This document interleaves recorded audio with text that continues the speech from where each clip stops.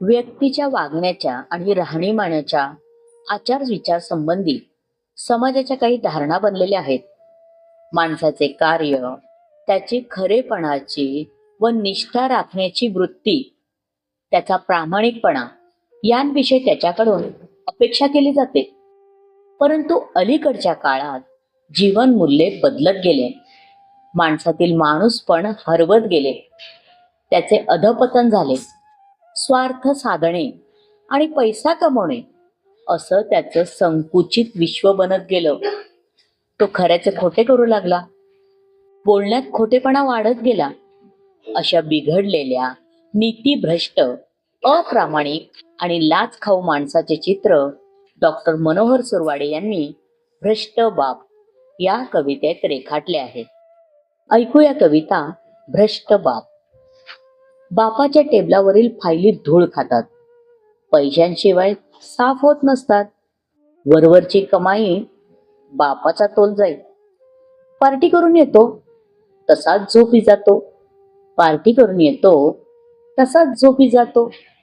वाट पाहून थकलेले बायको पोरं जसे खुंट्याला बांधलेले ढोरं भामट्यासारखे पाहतात, बापाला बोलत नसतात.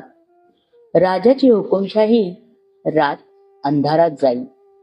राजाची हुकुमशाही रात अंधारात जाईल. बापाची चतुराई लाचखोरीत पुढाकार होत घेईल. साहेबाचा माणूस म्हणून शेकी मिरवतो. बाप खोटे बोलतो, पदाचा गैरवापर करतो. अनेकांकडून पैसे घेतो आणि तोंडाला पाणी पुसतो. अनेकांकडून पैसे घेतो आणि तोंडाला पाणी पुसतो. बाप नीतीच्या गोष्टी करतो. अनेकांकडून खंडणी मागतो. पैशांचा अपहार तरी त्याच्या गळ्यात हार. पांढऱ्या कपड्यात जसा बगळा दिसतो, समाधी लावून मासा पकडतो. नामा निराळ होतो. समाधी लावून मासा पकडतो, नामा निराळ होतो. पैसा आणि वासनेच्या डोहात बाप बुडून जातो, तरी ताट मानेने चालतो. खोट्याचे खरे करतो, वरतून सफाईदार बोलतो. स्वतःच्या फायद्यासाठी याले त्याले लुबाडतो. स्वतःच्या फायद्यासाठी याले त्याले लुबाडतो. बाप बढाईखोर चोरावर मोर. म्याव म्याव करतो, पिसारा फुलवतो. बाप बढाईखोर चोरावर मोर.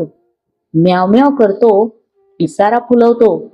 नोकरीच्या आमिष देऊन पैसा घेतो. पैसेही परत करत नाही, नुसताच फिरवतो. पैसेही परत करत नाही, नुसताच फिरवतो. डोक्यावर बर्फ आणि तोंडात साखर ठेवतो. साहेबाच्या नावाने लोकांना बळी चढवतो. एकाचे दोन करून सांगतो, आशेवर ठेवतो.